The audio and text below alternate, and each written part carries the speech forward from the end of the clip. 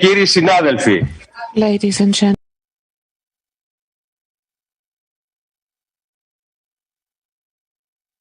gentlemen, is about to begin. We are now commencing the special agreed upon. We will have Mr.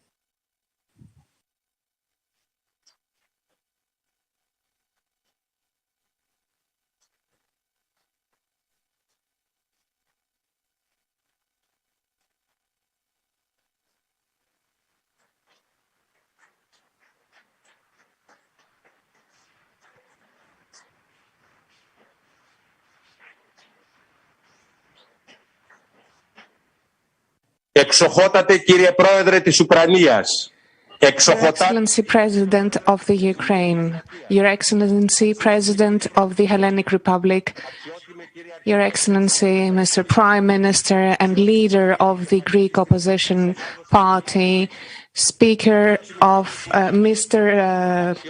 Ambassador of the French Embassy, Mr. Ambassador of the Ukrainian Embassy, Mr. Your Excellency Dean of the Diplomatic Corps in Greece, and dear representative of the French presidency in Greece.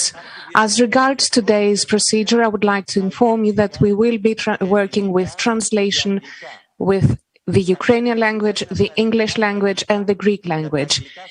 There will be a pathway in between the Greek and the Ukrainian language and vice versa, going through English, and this will cause a slight delay in time. There will be a transmission, a broadcast at Web TV 1 in Greek, Web TV 2 in Ukrainian, Web TV 3 in English. The broadcast will be live. Dear President of Ukraine, it is a great honor for me, and with sincere feelings of solidarity, we welcome you today to the Hellenic Parliament.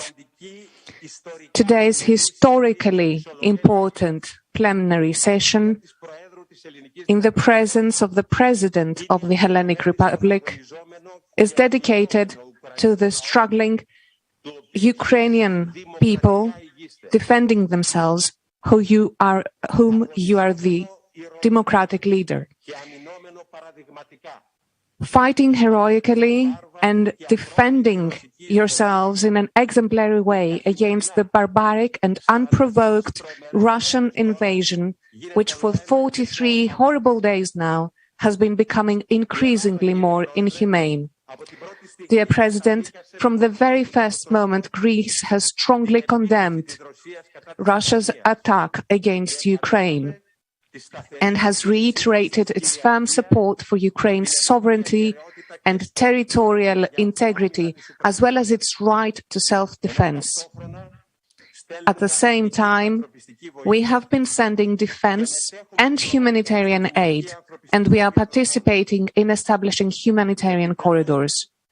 Furthermore, I wish to see further European assistance and solidarity towards your country is strong. Already, the Greek Prime Minister has announced that we will undertake to rebuild the bombed maternity hospital of Mariupol. We are connected by unique historical ties. Hellenism has been present in the Black Sea region since antiquity, and the Greek community of Ukraine is concentrated mainly in beleaguered Mariupol. It has been severely tasted by the Russian bombings and mourns victims. You said yourself recently at the UN and the Spanish Parliament that the power of the UN Charter must be restored immediately and that Russia must respect international law. Greece and Hellenism, with which you have been communicated all day today in Athens and in Cyprus, has for at least 5 decades now been claiming the very same things, both for reasons of inviolable principles and for reasons of defending our national rights. The northern part of Cyprus has since 1974 been under Turkish occupation. Your Excellency, President of the Ukraine, April is the cruelest month. And this verse is confirmed by the horrifying scenes of Russian atrocities against your civilian compatriots. Fate has made it so that you not only lead your country in this difficult time, in your person, freedom is confronting its enemies. And Greece, which 200 years ago declared and won the war for its own freedom, and where precisely 81 years ago today, as of this day, in the trenches of Macedonia in northern Greece, heroically resisted against the powerful hordes of the Third Reich, this very Greece, Greece itself, here today in its national delegation, welcomes you and stands honestly by your side until the final victory.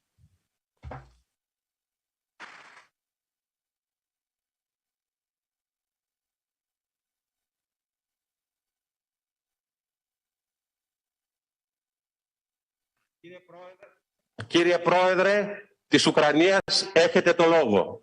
Mr. President of the Ukraine, you have the floor.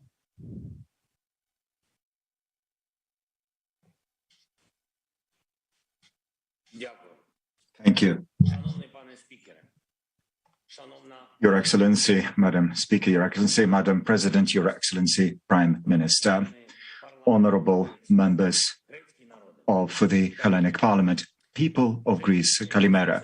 For more than a month now, every morning, I start with Mariupol, with information on what is happening in this Ukrainian city, which the Russian troops are destroying. This has not been in the case of European history during all the years after World War II. We have never seen a city being reduced to ashes, completely flattened. The city being completely under the siege. Its residents are killed by hunger and thirst. It used to be a city of 500,000 of population. There are still about 100,000 people still left in the city, but there is virtually no building left undamaged. The absolute majority of buildings have been utterly destroyed. The Russian military were destroying everything. There were bombing hospitals, maternity hospital, residential buildings have been gutted. They even bombed the city theater in which civilians were hiding from the bombs. And the word children was painted on the ground next to the building. Everyone could see that. Those are the words that the Russian pilots could see very well, and still they did not stop from delivering the air strike. Mariupol is almost destroyed, and I'm sure that each of you has already seen by now how the city looks today after the Russian Federation had approached the city. What desolation! That is what Russia has done to our peaceful Mariupol, but also to your peaceful Mariupol. This city has always been home to a large Greek community. Ukrainian Greek community is one of the largest in the world. For centuries, our peoples lived side by side. For centuries, we have been bringing up our children together. We were building our future, and the link between Ukraine and Greece is so ancient that it is already impossible to find its beginning. The Greek city-states on our Black Sea coast, the cultural exchange and trade, and the coexistence of our communities, all of that is already thousands of years of our history. Greek Hesonetsos was depicted even on our national currency, on hryvnias. It is with Greece that we connect the development of Christianity, not only in our country, but in our region as a whole. And Ukraine is one of the largest Orthodox countries, and the light of baptism was brought by the Greeks. And if someone tried to break the Greek roots in Ukrainian history and culture, we would lose. That means that we would lose a fundamental part of ourselves, just as for you, as this, in fact, very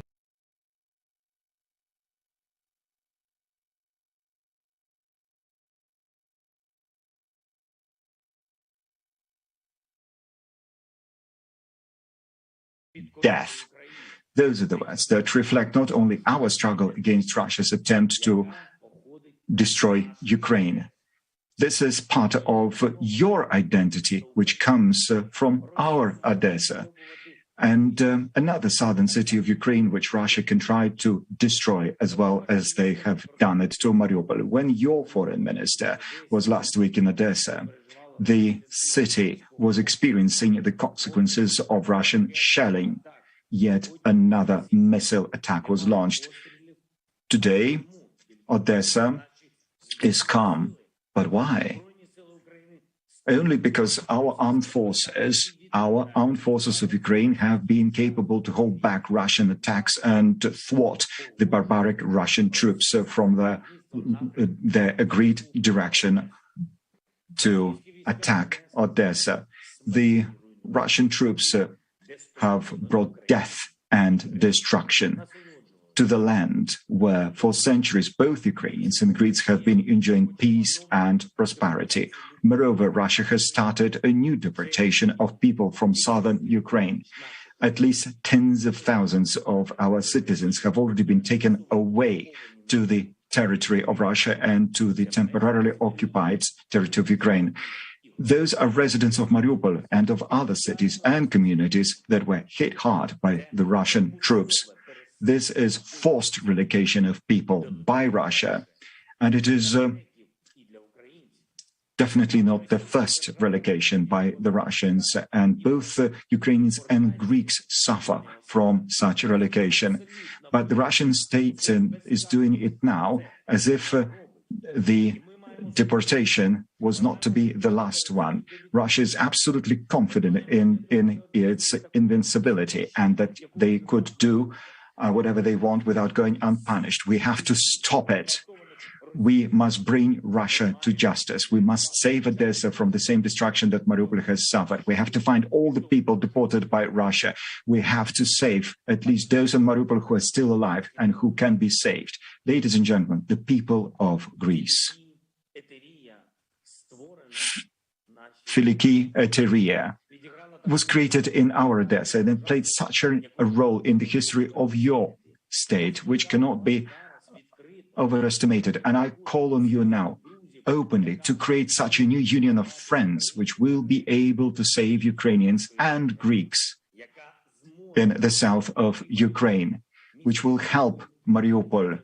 This city needs humanitarian aid. The city needs rescue. We need to save people, those who are wounded and still live there. Russia has been blocking Mariupol since the beginning of March on land and on the sea. The Russians do not even allow the basic humanitarian cargo to be delivered to the city. And I'm sure that the strength of Greece will help us to realize the mission. And time matters. And please listen not only to me, listen to the words of two defenders of Mariupol who are right now in the city. They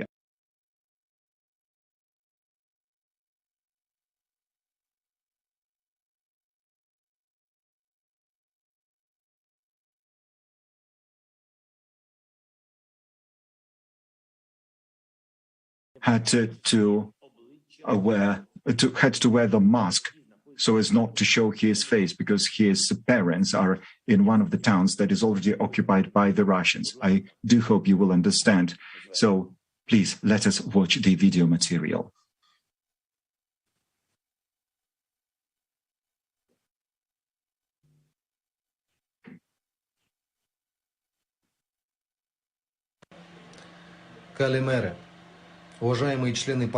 Distinguished members of parliament of the Greek Republic, I'm speaking to you. I'm an ethnic Greek. My name is Mikhail. My grandfather, Victor, was at war with the Nazis in the Second World War. He was 3 times wounded, and now I am at war with the Russian Nazis. I am one of those people who is defending our native city of Mariupol, where I was born, where I was raised, as a member of the Azov regiment. Do I need to tell you about the details of this struggle against the enemy? I don't think it's worth it. This is my duty as a man, as a citizen. But there's one thing that I have to say. It's the catastrophic, inhumane conditions in which the civilians of my city now find themselves. As you know, Mariupol is a part of Greece in Ukraine, in the sense of its cultural origins and ethnic origins. You have always helped the city, and it is thanks to you that it flourished. And today, the city has been 90% ruined by the Russian occupiers. As of the 1st of March, we have been cut off from the outside world. There is no water, no food, no medication in the city. What we have in the city is a humanitarian catastrophe. The enemy is bombing peaceful neighborhoods. They are constantly shelling us. They're conducting strikes, airstrikes from the sea. People are dying in their thousands. There's no one to bury them. And these are the bodies of ethnic Greeks as well. Do you understand? My name is Anastas. I'm also an ethnic Greek, and I am one of the defenders of Mariupol. I hope that you will hear me now. Hundreds of people, as we speak, are dying under the rubble. There is no one to help them. The enemy keeps shelling. We have no chance to save them. What can you do? You can speak. You can speak about Greek people, about small Greek children who've lost their parents and are dying in the rubbles. We have the courage to resist the enemy, and we ask that you have the courage to provide humanitarian help to Mariupol. They are your people too. Help us to save them.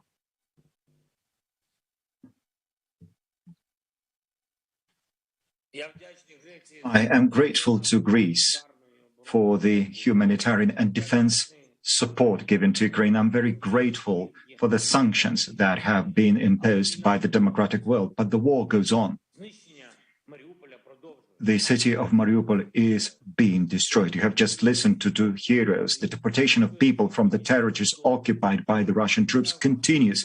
I urge you to use your influence and to use your opportunities as a member of the European Union to organize the salvation of Mariupol. I urge you to do more so that Russia started seeking peace and refused even from the dream of subduing Ukraine. Because this war which Russia unleashed against us is in fact the war against what has been created both by Ukrainians and Greeks so long ago. What will remain after the Russian artillery and is at threat? And we cannot say that Mariupol would be a new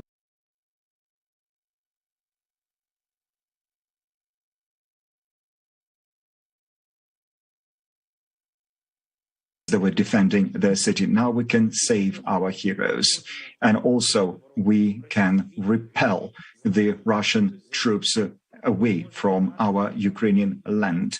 Once and for all, we can teach Russia and any other potential aggressors to understand that those who choose war always lose. Those who try to deprive a country of its independence and its territorial integrity always lose. Those who blackmail Europe with economic and energy crisis always lose. Let us be honest. Since the very beginning, Russia's actions were directed against not only Ukraine, but also Europe as such. And the Russians are doing everything to ensure that Europeans are left without affordable energy and that the energy poverty becomes a new reality on this continent. And Russia is doing all they can to provoke inflation for many people. Russia last year artificially created a deficit on the European gas market, and now they're doing all they can to artificially create a deficit in the world food market. This is a matter of honor for Europeans to answer to such a policy of Russia. And while Russian troops block peaceful cities and deport our people, no Russian bank has the right to earn money in the world financial system. They need to be blocked. Brutal war goes on. No Russian ship should have a possibility of entering any port in the democratic world. Why should we help them so that they make even more money by producing their missiles and bombs to destroy not only Mariupol but also other Ukrainian cities? And first of all, we should not give any support to Russian tankers, those oil tankers which provide Russia with a constant flow of money for war. Ukraine needs weapons in order to force the Russian troops to leave our country. We, in particular, need anti-aircraft defense system, artillery systems, and projectiles to them. We need armored vehicles and other things that everyone in the West knows very well. And the sooner Ukraine receives this help, the more lives we can save in Ukraine. And one more point, a historical point. Our peoples have not always been, but will always be closely linked together. I believe that we will be able to bring peace to Ukrainian land. We will be able to bring to justice all those guilty of war crimes against Ukrainians, against Greeks, and against all other people who have become victims of the Russian army. We will be able to rebuild Mariupol and all other Ukrainian communities where Ukrainians and Greeks will live in peace and respect for each other as it has always been in the past. But I also believe that soon Ukraine and Greece will live as equal partners in our joint common European home in the European Union. I believe it. I know it. We will win. We will be victorious, but only together. Thank you very much, and glory to Ukraine.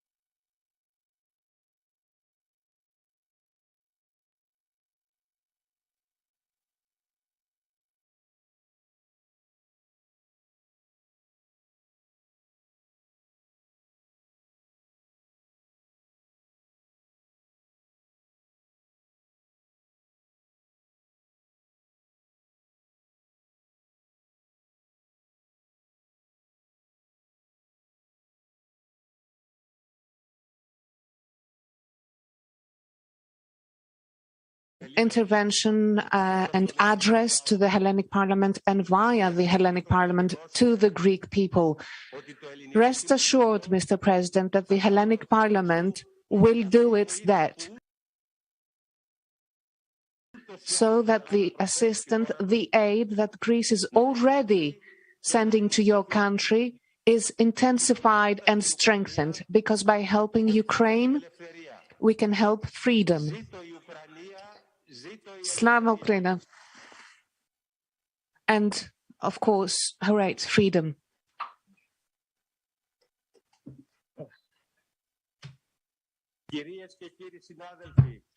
Ladies and gentlemen, dear colleagues, do you accept that we adjourn this meeting?